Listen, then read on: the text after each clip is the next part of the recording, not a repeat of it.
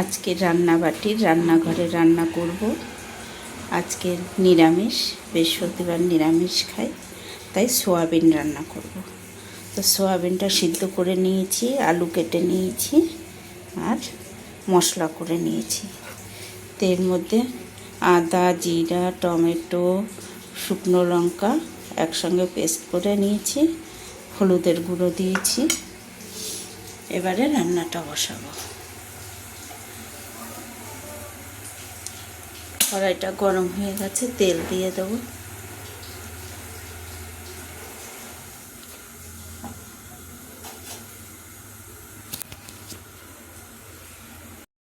তেলটা গরম হয়ে গেছে, এবারে ফোড়নটা দিয়ে দেবো। দারচিনি, এলাচ, জিরা, তেজপাতা ফোড়নে দেবো।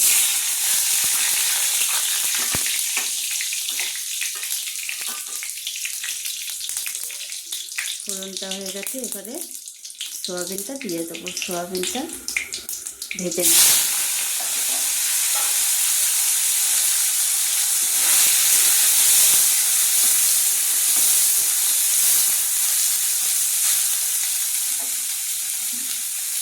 এর মধ্যে একটু নুন আর একটু হলুদ দিয়ে দেবো।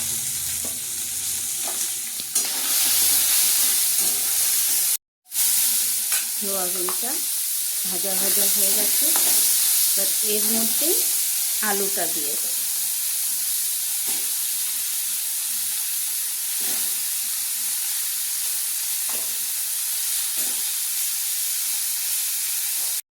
সোয়াবিনের সঙ্গে আলুটাও ভাজা হয়ে গেছে, এবারে মশলাটা দিয়ে দেবো।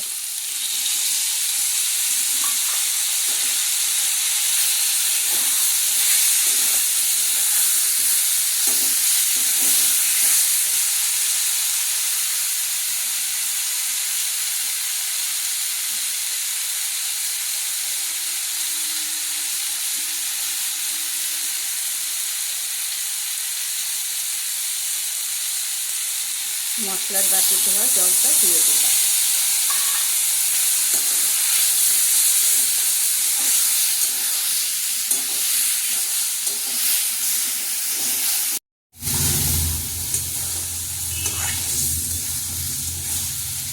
কষানো হয়ে গেছে, সোয়াবিনটা তেল ছেড়ে দিয়েছে, এবারে জল দিয়ে দেবো।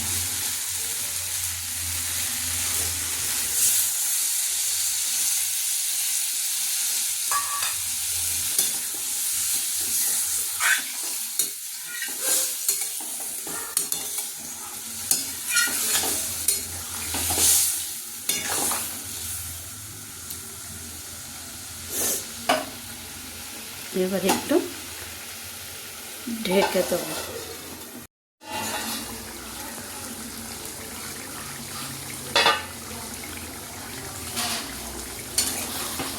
সোয়াবিনটা হয়ে গেছে, এবারে সোয়াবিনটা নামিয়ে নেব।